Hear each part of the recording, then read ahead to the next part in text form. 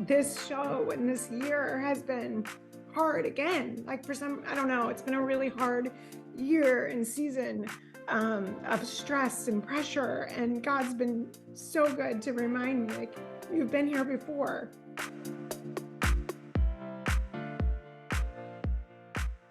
This is exciting. Jenny Mars, she's a designer, writer, passionate advocate for community transformation, family preservation, and orphan care around the globe. That sounds cool, by the way. She's married to Dave, and they live in a small farm in Bentonville, Arkansas, with their 5 kids. And too many to count animals? Yes. So I don't know if we tried. Are they like rabbits? Are they just multiplying right now? What's going on? They do multiply in the spring. We keep multiplying. Jenny has this, I don't know, she cannot say no if there's an animal that needs a home. So I don't even know that I'd call them animals. They're just kind of yard art. They are all around our property. They never leave. They just, sometimes we add more yard art. Yeah. No, we do. I think we have 28. We have 28 animals right now. Wow. Ooh, farm to never Like table. the rescue. Yeah, we're like the rescue farm. They just, if somebody needs a home, we've had an experience where someone has dropped a llama off in our pasture and we woke up and found him there. So people really literally just bring animals to us. Oh, They just find crazy. their way here. Wow. Man. And you heard the voice of Dave. Dave Mars is an expert craftsman, furniture builder, and general contractor, and self-taught farmer. Are you growing things? Yes. We have a blueberry farm that we put grapes in as well this year. So our farm supports a farm in Zimbabwe, and it's right next to our house. It's our family's happy place. So we've got 1,500 blueberry plants, and every year we do a big blueberry festival, and we get to enjoy our community and raise funds for a farm training program halfway across the world. That is neat. Wow. Mm-hmm. I love that. So the book is called House Plus Love Equals Home, Creating Warm, Intentional Spaces for a Beautiful Life. Well, welcome to the show. Thank you. Yeah. We're glad to be here. Congratulations on the new book. Thank you. Have you authored others? Is this the first one? Oh, this is the first one. We laugh because I found my mom had brought, the tote of stuff that your mom keeps. I don't know if everyone's mom did that, but they recently were moving. They bought an RV, and so they're like downsizing on everything. And so they brought me my giant tote of things from several totes. And I found I actually was an author previously. I didn't remember, but in 4th grade, I had written a book called Runaway Horse. And it was it wasn't really published, but it was in the young authors, whatever, I don't know, conference, something. I was very excited about it. And after I saw it, I remembered writing this book. And actually that was when I decided I wanted to be a writer, but life just happened and I didn't. And I've always written. That's just kind of my form of processing things, is writing. I have hundreds of journals. And so I've always wanted to write a book, but this is my first one, and it's been a labor of love. It's taken a couple years, and it's even taken longer, I think, because it's a visual book. So there's lots of photos, and the print process. I had to turn it in last summer, the end of the summer, and then it went to print. So it's been just like this long-awaited thing, and it's very exciting. That's cool. Well, describe the Mars life. I mean, we found out you've got a gaggle of children, but describe that. What's it like there? Oh gosh, it's chaos all the time. Right now, it's funny because we just entered this new season where we've got the twins are 13, and Sylvie's about to turn 12, and Char's 9, and Luke is 4. So we're in this new season we used to have all of these itty bitty people. They were like, we had 4 under 4 at one point, and it was chaos all the time. And now it's a different chaos because the big kids are in all sorts of sports. We can't keep track of their schedules are busier than ours, and it's just constant. I think we're like always just, running from one place to the next for the kids, but we try, they only all do one sport at a time, but when there's 5 of them, it's a lot. So I feel like right now our life is pretty much sports, watching basketball games in this particular season, but it's fun. We love that. That's our favorite. And then we have all the animals. So the kids help take care of the animals. Everybody has chores, and I mean, just normal life. I don't know. It's just busy. I think it's what everyone struggles with, is there's not enough time in the day, and you want to be doing other things, but you just do the best that you can. Yeah. And so we're right now in this phase of our life, we're taxi drivers that are driving around our family to one event or another, and we're enjoying it. It's just it's a different season right now. Yeah, it's fun. And yeah, good. So let's talk about your faith. How does that fit into everything that you guys do? I mean, I think it is the foundation of everything we do. It's the reason, when we were asked to do this show, the network found us because they loved our town. They had heard about our little town and knew it was a really special place. And so they came to us, and we were very apprehensive about it, said no at first, just for a lot of reasons. And then we just prayed about it a lot, and we felt like God, well, we do know that God led us to this place. Everything we do, the show, the Blueberry Farm, all of it, we feel like we just, have kind of asked God to lead us every step, and he brought us here. And I know, and some days it's really hard because, especially with the show, it's really, really busy filming, and we're renovating 16 houses in about, I don't know, 8 months, I guess, and filming it all, and traveling a lot now. So it's busy and hard, but it's also, we've seen so much evidence that God is using it, and in ways that we didn't expect, because we thought he was going to use it to, help us to share about our nonprofit work and with our farm in Zimbabwe. And we thought, okay, that's how God's going to use it. But, God doesn't use our plans, right? So we're like, okay, this will be great. We can share about our nonprofit, but God's actually using it in ways that we never expected. And like, we have families coming up to us and telling us that they watch together as a family, and they see light in our show and in us that they can't explain. And people that don't have faith say that to us, and they don't understand what it is, but they want to know more. So it's been really cool to see. I mean, people that have come up to us with hard stories that they've walked through, and somehow our show has brought them levity and joy in those circumstances. And God has used that to minister to them, which is so cool for us. So for us, the show has become a bit of a ministry, really. But just that God's using it. And so I think that's that at the end of the day, everything that we do, obviously we pray about every decision of what we're doing and praying. And there's a lot of things we do say no to. And yeah, I think that's, well, and you have to, with the filming, when we're in season and we're filming, it's 12-hour days every day that, we're away from kids. And it's just, it is, people look at it and they say, oh my gosh, you're filming a TV show. How great, how easy it, but doing a job, trying to finish a house, and then being on camera, smiling and being present and being there and being on for 12 hours, it's very, very draining. And we just finished filming, and it's this collective sigh of relief because about September, October, we're looking at each other, and really, like Jenny said, the reason that we started this show, we went home and we prayed about it, and we felt like our why for this show was that we could show the world light and talk to them about a nonprofit that we deeply care about.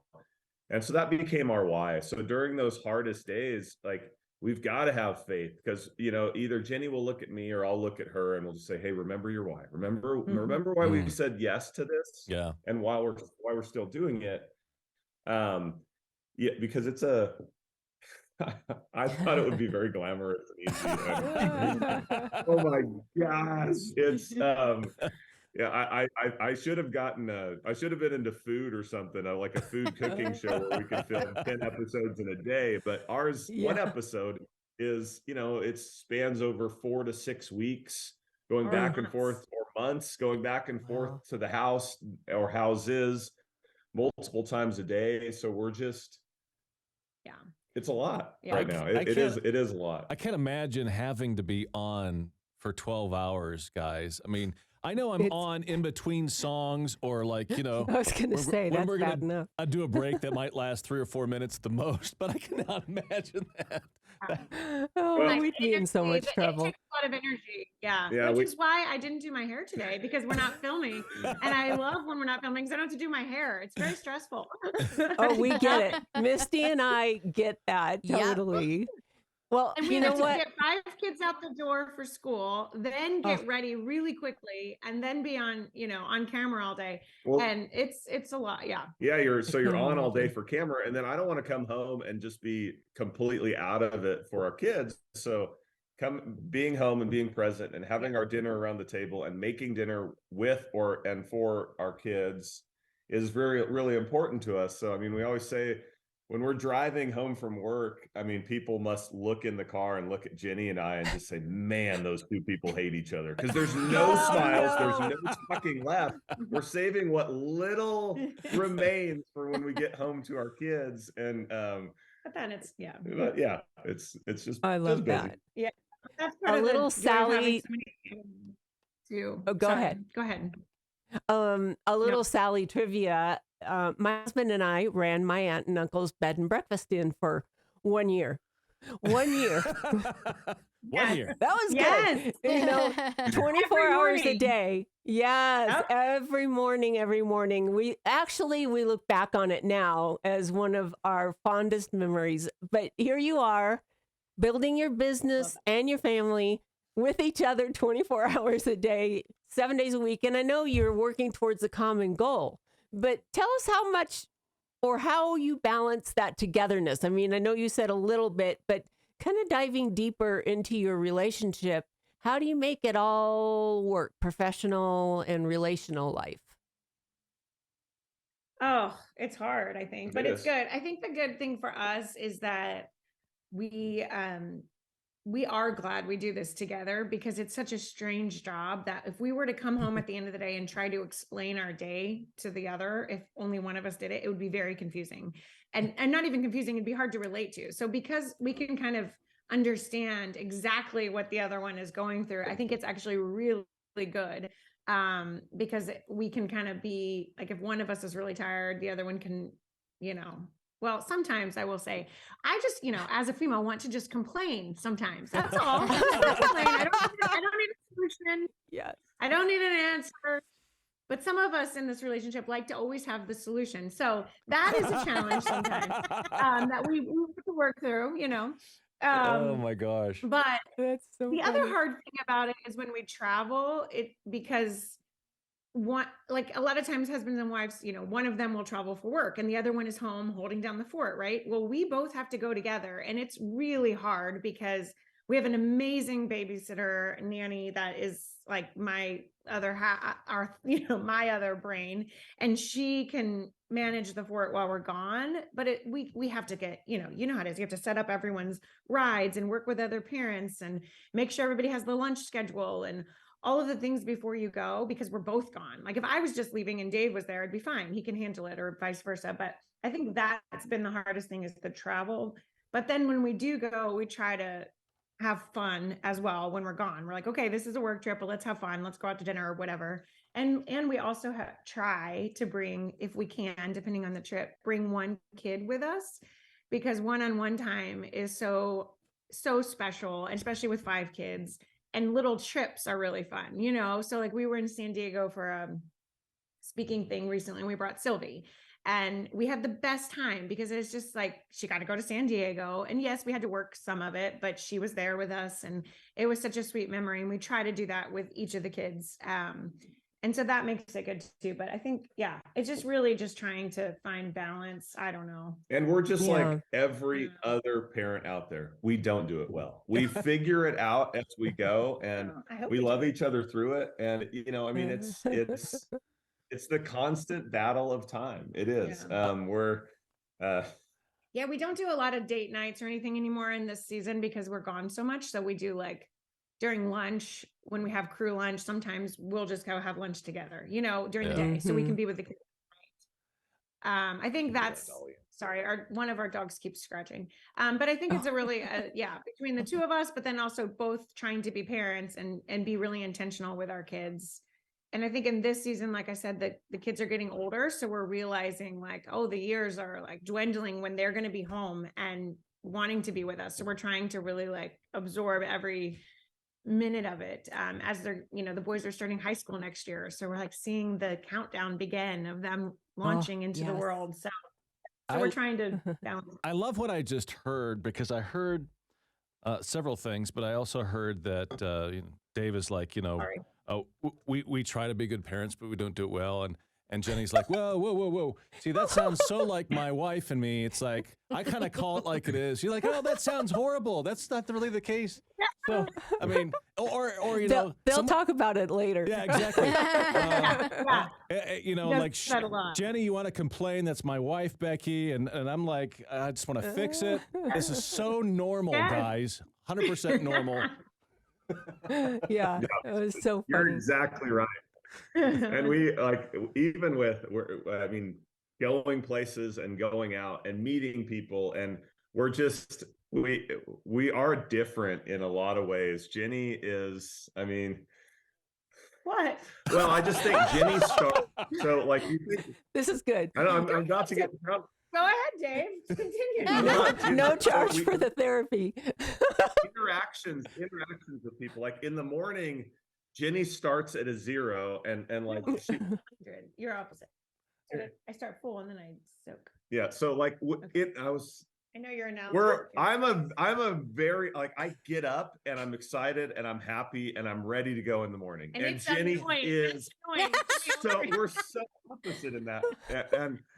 And with our interactions with people, like when we're out, we're completely opposite again. Jenny starts at 100 and every interaction with someone takes a little bit out of her. And I think I'm the opposite. Like the more I interact and meet with people, the more excited I get. And so we're always trying to find that happy medium where we're crossing each other and it's good. I'm more of an introvert, and Dave run for mayor because he loves to kiss babies and take photos. My husband and I are similar. Well, wrapping this up and what's that? No, I'm like, I just want to sit at home in front of the fire and like hang out with my animals. And Dave's like, yes, hello, let's go. Yeah. Anyway, but I think how we manage it is the priority is faith, family, work, right? So we if there's anything like that we have to be at with our kids or like our production company is great. They've worked with us for a long time and they know that's number one. And then it's just kind of a pecking order, and we've stuck to that. Hey, this is our priorities in life and this is where we're going to be. Yeah. And I do feel like our production company and even the network they haven't liked it all the time, but they've realized like this is the way it's going to be. And at least having those priorities, we have boundaries where guys, no, you can't film on Sundays. No, you can't, there are certain things that we just draw the line in the sand, and that makes it where it's doable. And I think, there's been times when we've been asked to do things, not anything bad. It's nothing bad, but like something, go fly here and be on this show or whatever to help this other, or do whatever. I don't know. And we pray about it and we feel like, no, we're not supposed to do that. And we say no. And sometimes that is hard because then you're like, oh, am I giving up an opportunity? But it's like, no, God has it.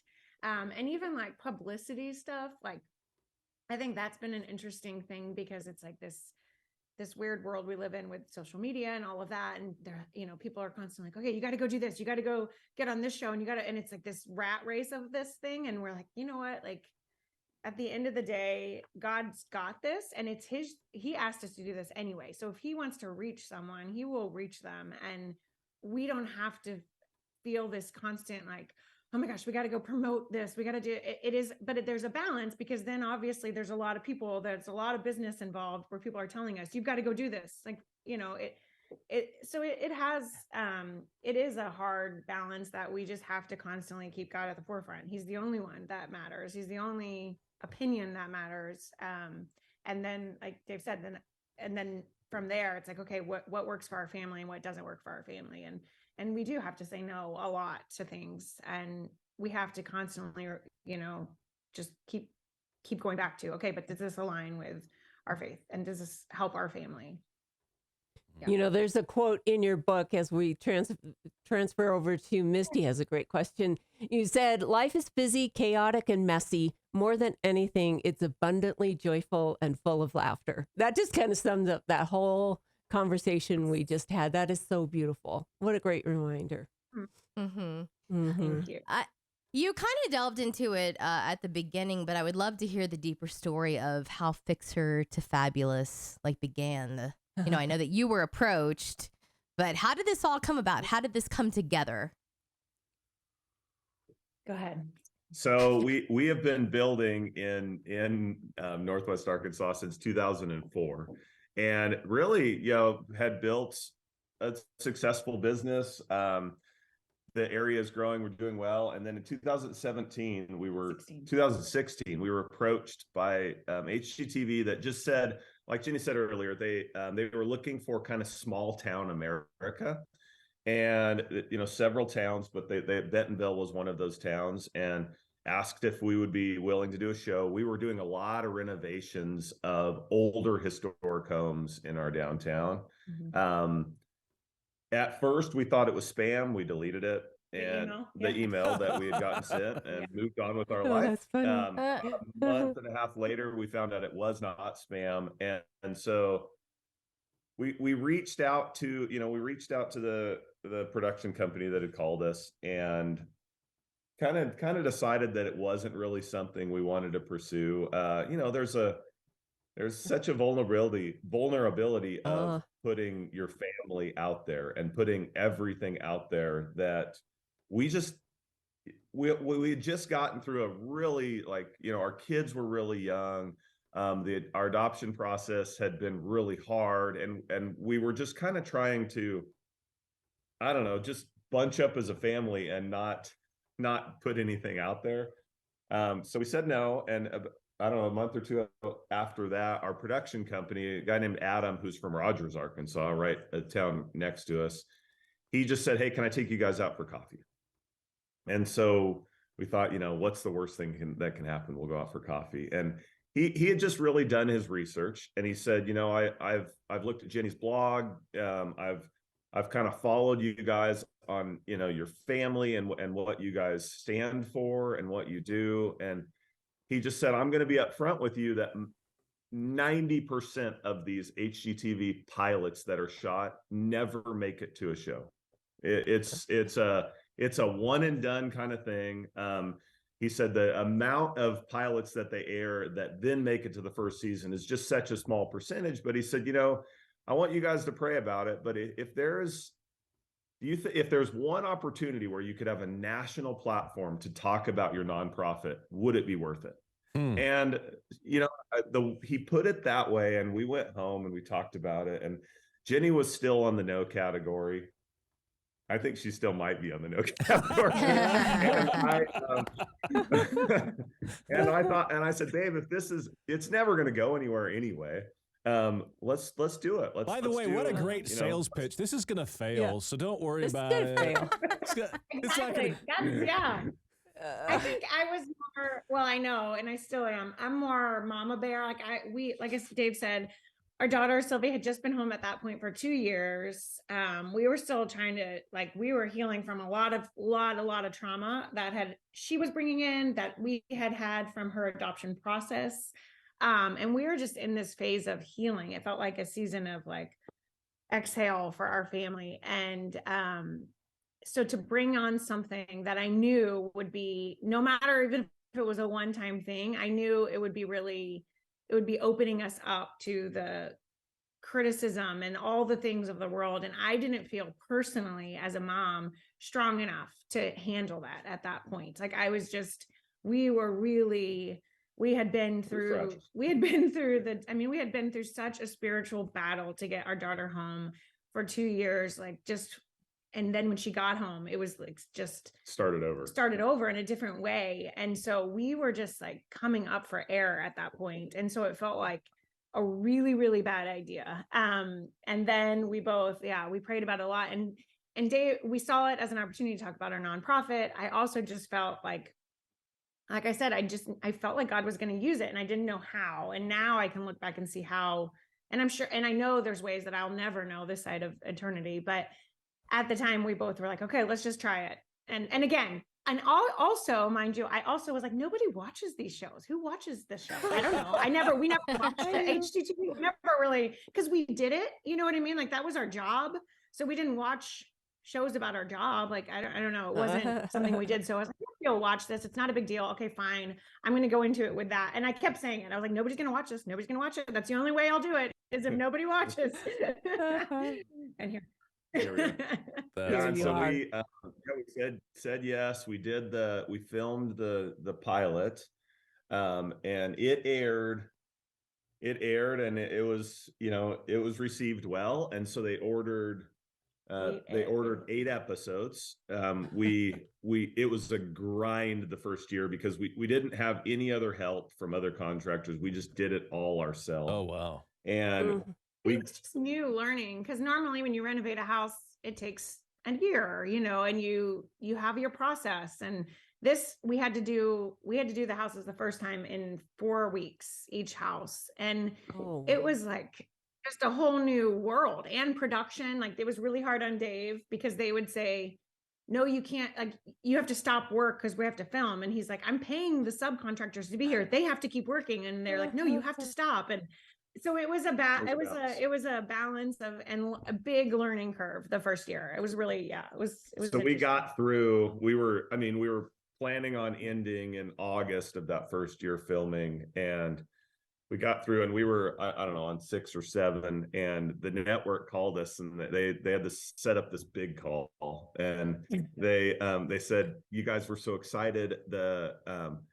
The people that matter at HGTV are watching your show. They really, really love the direction that it's going. So they've added 2 more episodes. They went from 8 to 10. Oh. And Jenny just literally broke down. And they're on the phone like, we thought this was good. And it was a hard year. Done. We were almost done. And now we have to do more.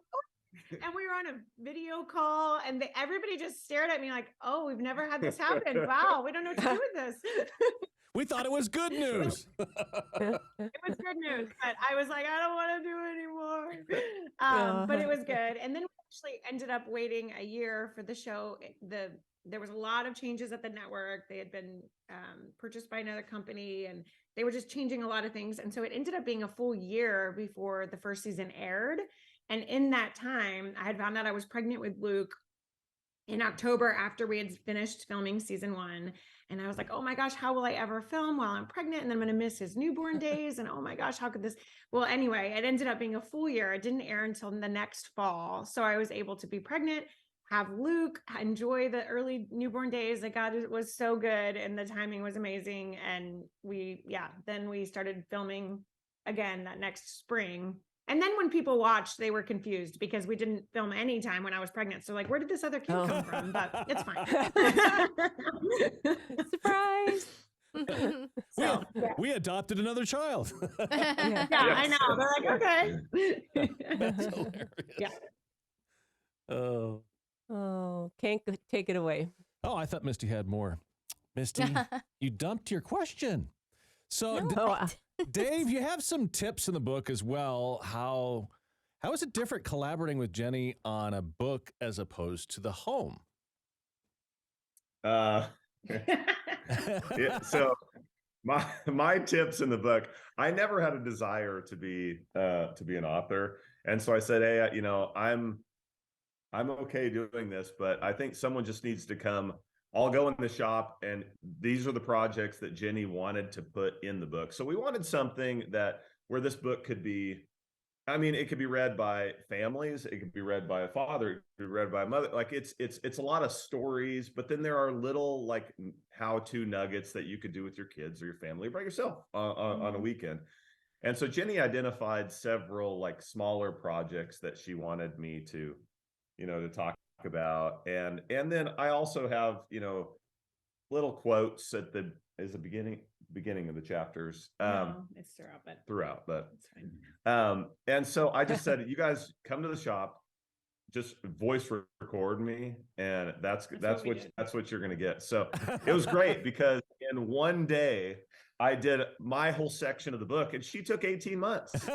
So I was able to knock mine out in no time, and she was furious with me because. But I have to go write a chapter, and I'm like, you just talked into a voice memo for 5 minutes and you're done. I gotta go. So it was. I am not an author. I don't want to say that I am. This is my beautiful wife, and she was the one that like put her heart and soul into this book. I think they probably wanted me on the cover as well, so they could say, that I don't know, just appeal to more people. But well, I don't know. It was fun. I see you didn't make the cut. I didn't No, he didn't make the cut. It's just his name. Just my name. Yeah. So, but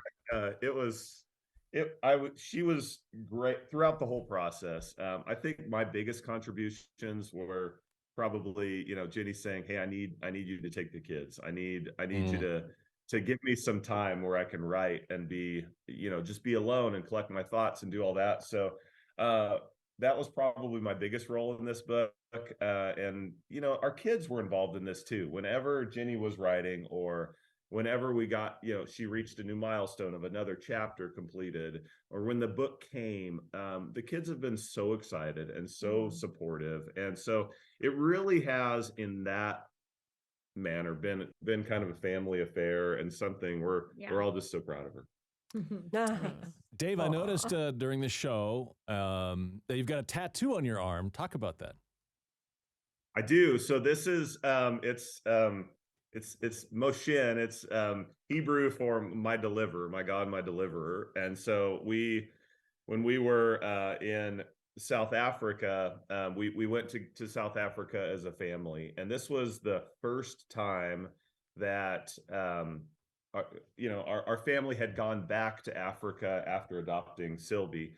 And we really, like, nonprofit work is so important to us in Africa, just because we have, I don't know, we just have people there that are they're like family to us. They are, and they're so special to us. And so we took all of the kids to South Africa, and then Jenny went to Zimbabwe, and the boys were, how old were they?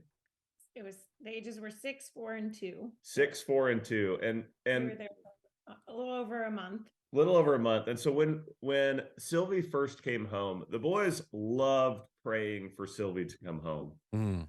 But when Sylvie came home, Charlotte was a month old, and Sylvie, Charlotte was 2 months old. 2 months old, and Sylvie was 2.5 years old. And so the twin boys had gone from mom and dad with the twin boys to now mom and dad were taking care of a newborn. And well, essentially, I mean, with Sylvie coming home, it was all the same things and so much more than even what a newborn would be. There was just, a lot of stuff to deal with. And so it was a really tough time for the boys. And they would, like, saying prayers, that it was really hard to get Sylvie included in the prayers. And it was a tough time. So we went to Africa and brought the whole family, and we went to a couple of, like, homes and orphanages of friends of ours in South Africa. And the boys kind of, I think, even as 6-year-olds, they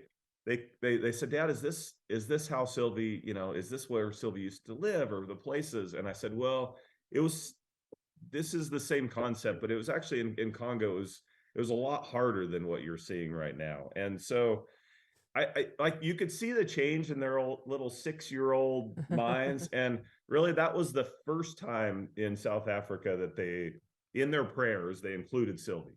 And so it was one of those, just Jenny and I looked at each other, and it was one of the greatest moments as a family. And so, yeah, I got a tattoo to kind of commemorate that God had delivered us through that season. And Yeah. So That's it's cool. that's kind of a North Star for me. I like that. That was a Mm. really long explanation for a tattoo, but that's the reason. I love That's it. awesome. I love it. Let's talk about Sylvie because you talk about being an adoptive family. So tell us about how that vision, God gave that vision to you that ended up in Sylvie becoming part of your family. Oh gosh, yeah. I mean, it's a very long story, so I'll try to be succinct. But when we got married and we both knew we wanted to adopt. Actually, it was on our radar always, and we thought, oh, we'll do. I don't know why I think like a lot of people do. You have your plan, and God's like, yeah, hilarious. Yep. So we decided we'll have a biological child first, and then we'll adopt, and we'll be done. That'll be great. It'll be perfect. And so we decided, to start building our family, and we had, gone through unexplained infertility for a couple years, kind of tried everything. Then we decided, okay, let's start our adoption process now, because this isn't working. We're trying everything. This is like the one thing we really can't control. So let's control it. Let's adopt. And then, oh, guess what? That we can't control it all either. And so God just kind of, in those two, ended up being almost 3 years. He just really changed our whole lives, our hearts for the orphan and the widow, and truly like caring for both, and the mamas who can't care for their kiddos and have to put them up for adoption. And our hearts were just totally stirred and broken, for the needs in here and around the world. So we looked at domestic adoption, international adoption. We were just kind of frantically trying to figure out where God wanted us. And at one point God just gave me a vision, because I was just feeling like I'll never, ever have kids. And I did read this book backing up. It's called Hannah's Hope during that time. And the story of Hannah. And I kind of clung to her story. And so God gave me this vision where we were standing at a kitchen island, and there was a whirl of kids just running around us, a gaggle of kids. There were kids that, like, running. And I remember seeing a blonde-headed little boy and then a really dark-skinned little girl, but that's all I remembered and all I could point out. But I knew there were a lot of kids. And so I woke up and had that vision, like just dream that stuck with me. And I just knew at that point, one of our kids was our daughter specifically would be born in Africa. And so we decided to start the adoption process in Ethiopia, because that was the only African country open at the time, and to get to international adoption. And then we ended up getting pregnant with the boys, which is another whole long story, but we had the boys. So we put our adoption on hold, and one of our boys is very blonde, very blonde hair. So that was one. And then once the boys were about 18 months old, we just decided to start the process again. We opened our file back up, started with Ethiopia. It was, took about 8 months to get all of our paperwork in order. And then we waited about a year, and then we saw Sylvie's face. She was on a waiting child's list because she had some unknown health things that ended up being nothing, actually, now when she got home. So we saw her, and we just knew that she was our daughter. We just knew. I don't know. I saw her email, I saw the photo, called Dave. We had been on the list now for a year, and we had to start over. Basically, we changed agencies, changed country programs, lost all of our money, had to redo all of our paperwork. No. And God, yeah. And there's so many stories of like God affirming, this is her. And, so many, but he did in very specific, tangible ways. So, and which we needed, because it was very scary and overwhelming to start all over. And we thought, I don't know. And then the country shut down. We thought we'd never get her home. So we clung to those things that God had shown us so specifically throughout that whole time. And we finally got her home after about almost 2.5 years, 2 years. And she came home, and in the meantime, we had our surprise baby, Charlotte, who we, again, never thought we'd ever get pregnant. And here we are. Now we had 4 kids, under 4 at the time. And then we had our surprise baby, Luke. And I actually was just recently reading through the story of Hannah again, and I never had seen before. I had never noticed before, I guess, until about a month ago. I was rereading her story, and I love the story of Hannah, because I just had related to it so much of just longing and crying out to God for a baby. And it makes me emotional. And we had actually had a miscarriage in that time. And there's a verse where it says, and God gave her 3 boys and 2 girls to replace the one she lost. And now we have 3 boys and 2 girls. And it's like, now today, it's been so long. That was, I think I started reading that book in 2007, or cleaned her story. And there's that book, Candace Hope. And now all these years later, I mean, literally a month ago, I read that verse and it hit me for the first time. I had never noticed it before. And so cool. So those things that God has given us and the growing of our family. And I always say each of our kids has a miracle story. Sylvie's is incredible, but they each do, and it's pretty neat. So yeah. I don't know. That didn't really answer the question. I just wanted to answer. I love it. We had to tell that story. That's yes. Beautiful story, man. It really is. And I'll bring a tear to your eye. Oh my goodness. So sweet. Yeah. And like she did, our heart then has always been, yes, we knew that we wanted to adopt a child from Africa, but after we went over there, and for the first time, and we met Sylvie and went to the orphanage that she was at, our heart was broken again for the moms that have to make that choice. And I think a beautiful, perfect world would be a world where a mother never has to make that choice, where, and so I think, like through this whole process, our eyes were opened so much wider than they had been before. And so it's been God works in so many mysterious ways. And I don't know. I just, the stories that Sylvie, I think she's going to do huge things, big things in this world. And that we're a small part of that we get to, help her grow into whatever that may be. It's pretty powerful. And there's a lot of hard that goes through it throughout, every day. And through the whole experience, what we thought was going to be an adoption process that was 3 months, 6 months, 3 to 6 months, ended up taking, how many days was it? Just 300. 2 years. Basically. 2 years. And so it was a long process, but through this, we were growing and realizing, different things about Africa and what we wanted to focus our life on. And you look back and as always, the timing was perfect. I know you brought it up earlier, but I'd like to hear a little bit more about it, especially since you just shared your adoption story, and then Berry Farm is kind of tied into all of that. Tell us about that. Okay. So when we were in the process of bringing Sylvie home, we met a doctor named Dr. Laura over in Congo who became a dear friend. She ended up becoming Sylvie's foster mom for us. She was able to get Sylvie out of the orphanage, and she would continue to go check on the kids at the orphanage. And when we visited, we just fell in love with these kids, and they were living in conditions that were beyond deplorable or beyond. And so when we left, we were like, we have to do something. What can we do? And so we decided, Laura had reached out at one point and said I don't know the last time the kids ate. We need to get them some food. And I was like, okay. So I talked to a couple other adoptive moms who, adoptive moms are like the ones that are going to change the world, I think, because they can do anything. And basically we raised money together to feed the kids, but we ended up feeding 3 orphanages, and we ended up getting enough money to do it for 3 months. And then we decided to just keep doing that and keep feeding the kids.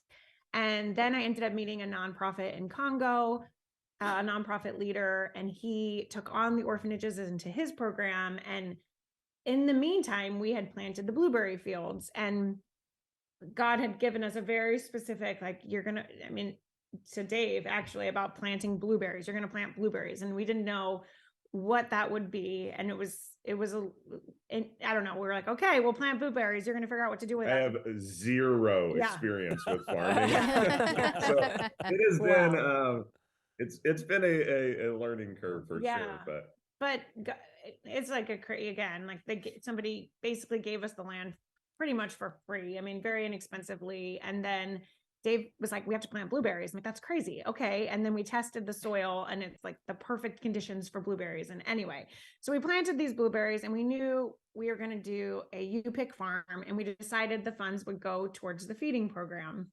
And then in the midst of it, it takes about 2 years of waiting for the blueberries to be able to be harvested. So the first summer was summer 2017 for the harvest. So beginning or end of 2016, our Congo program, the feeding program, was absorbed into this other nonprofit. And he told us, I can't accept any more funds right now because the country was so unstable, and he didn't feel comfortable accepting our money and being able to report back exactly where every dollar was going. And which was amazing and honorable of him, but also really hard, because we're like, wait a second, we have this program that we've built over, now it had been 4 years, and we had this blueberry farm, and now where are we going to send this money? And so we had, in a previous trip to Congo, Dave had stopped in Zimbabwe to meet a leader there to connect and learn from, to help with our Congo program. And so that leader his name's Pastor John, and his wife Orpha, who have been caring for the kids in their community for 30 years at that point. And they had the two of them are incredible humans. And we decided, let's go meet with Pastor John and see if maybe we can help him. So that's when we went to Africa as a family, sat around Pastor John's dinner table one night, and he shared his dream or his heart for teens in his orphanage and in his community, because they're kind of at the end of, when they're 18, they have to go back to the streets, and they have they have no one to depend on, no one to help them. They don't have an education because they've been plugged into public school. At 16 years old, you're going to school for the first time. There's no recipe for success there. So he had a big heart for these teen boys specifically, to change his community, because those are the boys that are going to change the community. And if we don't break that cycle, it's not going to ever change. And so he said his dream was, he had this land, which he took us to, but he had a land that he wanted to create a training program for these boys to learn to become farmers. And it was a farmland. It was all set up. It just needed to be taken over and cared for again, because it had been kind of left. Yeah. The people before who were caring for it left the country. And so there were orchards, there was farming, there were, animals, livestock, all the things, but they needed to care for it, and he couldn't afford to do that. And I was like, well, we have this farm that we're about to launch this summer. What if we use the money to care, help create this program for these boys? And anyway, that was kind of our plan. And since then, that was in 2017, we've been doing this. We have now dorms on the property where the kids live. Wow. Girls and boys are all in the program. There's they learn science, they learn construction, there's welding, there's farming, and this farm now grows all the food for the orphanage that these kids are growing. The same kids that were in that orphanage, they're now providing all of the food for. And so it's been this beautiful program that has really, again, it's trying to break that cycle, where a mom has to make that choice to give her child up. And so if we can help these kids to not repeat that, and it wasn't our dream. It wasn't ours. It was going to the country and letting two amazing people that are doing the hard work every day say, this is how the money needs to be spent to change our community. So that if maybe, a few of these kids become changers on a big scale, but at the very least, they learn how to take care of themselves and their family. And so it's been an amazing program. Yeah. We've been so blessed to be part of it. Yeah. The kids that are in the program right now are actually all kids that went into Pastor John's care under the age of 2. So they were all orphaned as babies. We've met all of the kids when we traveled over there, and they are now teenagers, and they are learning things that, like, it's not just school, it's trade. And the public school there they're not going to be equipped to go, they're not going to go to university if coming out of public school from the orphanage. So this is a chance for them to have a job, to create an income. They go to the markets, they sell the products that they have, they feed the orphanage. It's just really, it's beautiful. And Pastor John and Orpa are incredible. They've been here, they've seen the farm. We feel like they are extension of our family. Our Wow. kids, Oh, like cool. they're their African grandparents. And I think that's what the difference, I think that's like just for us, yes, it's amazing. And the work is amazing and it's life-changing for us, but also what we want for our kids, the legacy we want to leave our kids is just that idea of relationship and the idea that we're all humans created in the image of God. And Amen. so even though we're so different and our lives look totally different, they have two people that love them and pray for them every day and whom they love and pray for. And the kids are out working in the fields in the summer and they know it goes to Pastor John and Orpa. They don't know all the kids in the program, but they know Pastor John and Orpa and they love Pastor John and Orpa and they know Pastor John and Orpa love their community. And so the relationship there, I think, is what is so important to us. I think more than anything is like teaching that because that's the world we're in, right? Everybody has you have to pick a side. You're either with or against. And we're trying to teach our kids it's not that. It's just reaching your hand across, sitting across a table and talking. And everything, this whole program started around a table. And I think that's the beauty of it. And that's what we want our kids to know and to walk away with from their childhood spent on a blueberry farm is because of this. And people, and that's the hard thing is people are like, well, why are you doing it in Africa? Why not in America? And that's what we want people to know. It's like, it doesn't matter where you're located. These are the two people God brought into our life for our family to hold hands. You find your people, find your thing. God's going to give you your thing. It doesn't matter. And so it kind of sometimes like we have to defend it, but we're also like, no, we don't have to defend it.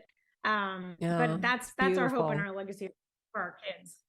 You know what I think and what I hear is so many of us, I'll include me, you see something, you shake your head, you say, that's too bad, and walk on. Yeah. And you guys, you're doing something to make a difference. So thank you.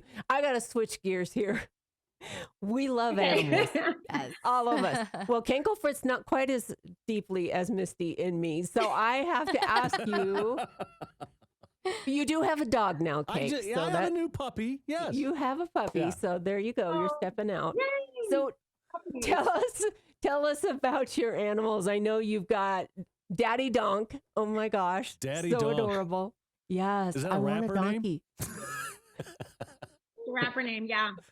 It's he actually came to us with that name. There was Daddy Donk, Mama Donk, and Baby Donk, and we got Daddy Donk. I felt really bad. I told Dave, I was like, we can't separate him from his family, but Dave said only one. Well, you surprised me with Daddy Donk, actually. Daddy Donk, do do do do do do. Yes. Now he's got a song. Yes. But he is a little miniature donkey who I didn't realize how small he is and fat. He's also overweight. But all of our animals are overweight. They get so many treats. It's ridiculous.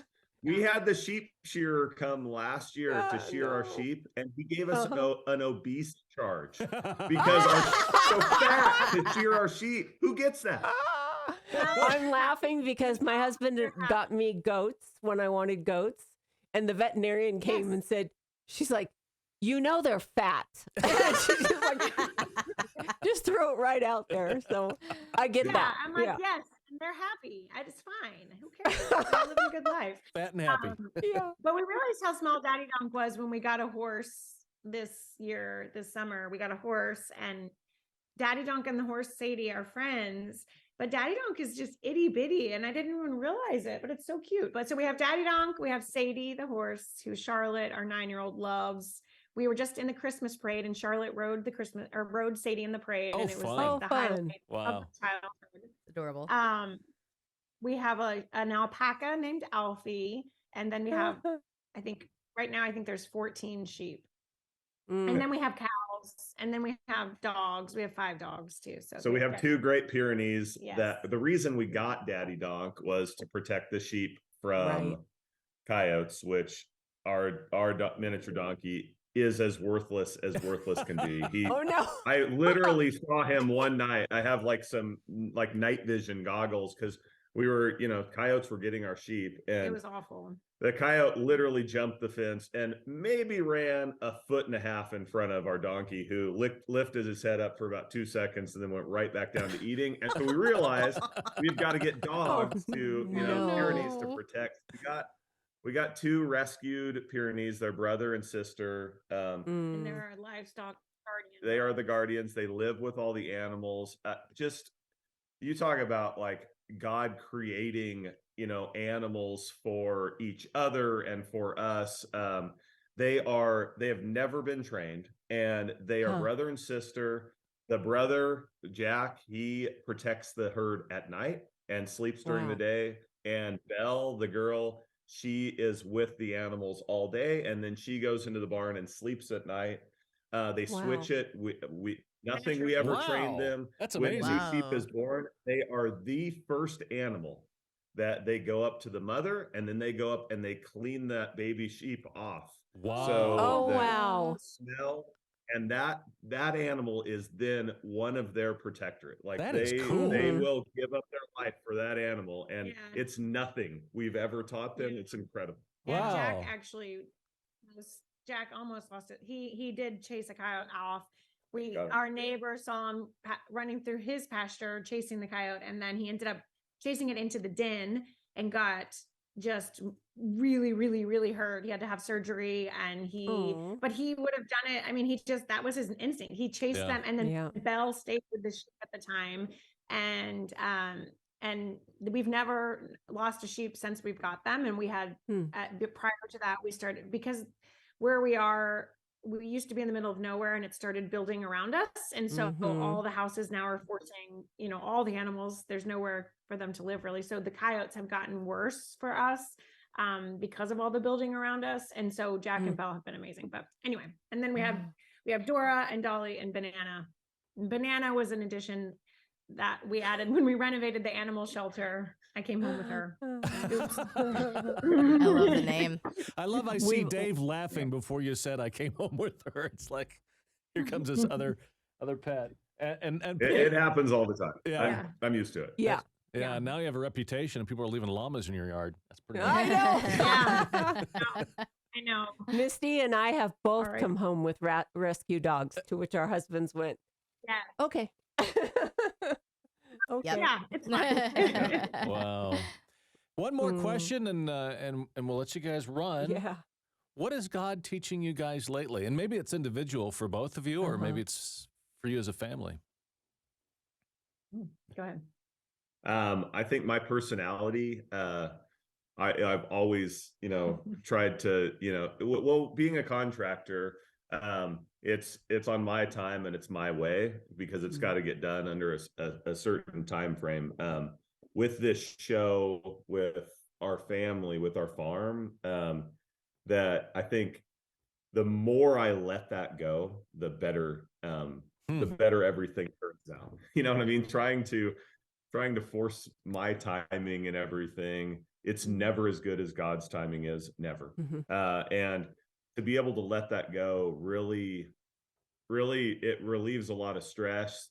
It takes a lot of pressure off of my life. And I think that's been the biggest thing that I've learned with this show and with this time of our life, where before we had the show, really Jenny and I did control our schedule. And now our schedule is, from March until December, is very strict and controlled by a network or a manager or anything else other than us. But it's been hard, but it's been good. And I think, we hear it. We're so blessed. We get people that drive from all over the country, and we get to hear stories of how we're impacting their lives. And a lot of people don't get that. So to I think 10 years from now, when I look back on this time, not only will I have a literal timestamp that is on national television now, but I'll have the record of that, of where my family was, what we were doing. And that's something that no one can take away from us. Like, we'll have that forever.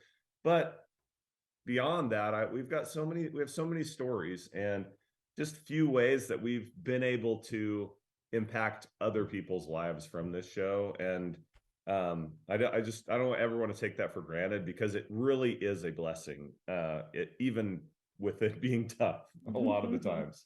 Yeah, that's good. Oh, mine's hard. I don't know. I'm learning a lot right now. I'm working through, I've never read the Bible chronologically before. I always just have done studies or one book at a time, and I'm currently reading it chronologically with the Bible recap book, which I'm really loving. But I'm in the Old Testament, which I really love the Old Testament. I love it, and I'm like a nerd about it. I love it. And so it's been really fun to go back and read stories, like I said, with Hannah, and read them in a new way that I hadn't read before. But I think for me, it's kind of somewhere with the control. I ever since Sylvie's adoption process, I've struggled so much with anxiety and fear because for so long, I didn't know if my child would live another day, and I was so far from her. And after she got home, my body just broke down because I had been living in such constant stress. Like my cortisol levels were so high. And oh gosh, now I'm getting emotional. But this show and this year has been hard again. Like I don't know, it's been a really hard year and season of stress and pressure. And God's been so good to remind me, like, you've been here before.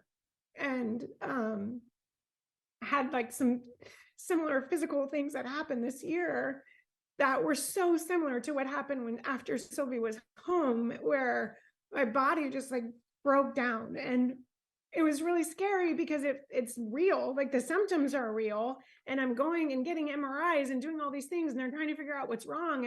And it's actually just that there's too much stress in my life. And it's been sweet that God's been taking me back through the Old Testament of these stories that he took me through with the process of Sylvie. I love the book of Joshua and Isaiah, and clung to so many of those chapters during that time. And I'm going through those now again. And I didn't even know that I would go through those chapters, and I am. And he just keeps reminding me, I will be with you. I'm here through it. And it's been really sweet. And now today we're done filming for the year, but it's actually a harder season for me, because when our show is airing and now that my book is out, it's this really vulnerable thing when you did all of this work and you worked so hard, and then you put it out there, and you have to just put it out there, and people can say whatever they want to say about it. And it's really hard. So it's actually a harder season for me than the filming. But I have been able, God has just been so good to just protect me. I don't even look at it, where I used to obsess over everything everybody would say. And now I'm I don't even care. I really don't care. And I have prayed for that for so long, to just not care. I prayed for us. My prayer has always been, since the beginning of the show, is protect us from pride, or protect us from praise, and protect us from criticism. I never want protect our hearts from that. And I feel that I've been praying that for so long. And I feel this year and right now, especially with the book launch, it's been such a sweet answer to prayer too, because I think leading up to it is when my body fell apart because of the stress. And then now I'm oh, it doesn't even matter. I'm healthy, my kids are healthy. And God is the audience of one. He's the only one who matters. And so he's been just reteaching me that again, after a long time. And emotional, but yeah. So it's been really, really sweet and good. And I'm just so thankful that, in all seasons he's with us. And I think a lot of people are dealing with that right now too, of just the world we live in. Everybody's opinion is all in your face all the time. And so, yeah. That was probably again both of us way more information. If you want us to redo it where we're everything's good, we can do that. No, I appreciate the real. I really do. I mean, I do too. We try to share our lives on the radio as much as we can, the good and the bad, and for example, I've got a daughter diagnosed with multiple special needs. She's got cerebral palsy. She's in a wheelchair. She's nonverbal, and she's 20 years old now, and it's been like taking care of a 3-month-old for 20 years. And when I share those stories on the radio, I open myself up to a lot of being vulnerable, and you have Yeah. people that seem like they're well-meaning and give you advice you really don't need. Yes. But I'm with you, Jenny. I think you have to get to the point where who in my life really matters. Those are the people I'm going to listen to, not somebody I don't know. You know. Exactly. Like Misty and me, right? Yeah, You listen exactly. to everything. He greets us every single morning. These are my work wives, and There you go. Love it. We spend so much time together. We I do. love the American flag going up on every Oh, house yes, that's afterwards. great. I have to say that. Yep. Thank you for doing that. It's It always noticed. will. It always Yeah. will. And I love it, and I will always support, like, those people. We both have military family backgrounds, and yeah, I tell you something, everyone should have the flag in front of their house. 'Cause Amen. there are a lot of great places, but we are a great country, even with our problems. We Yeah. are a great country. I agree, We are. 100%. Absolutely.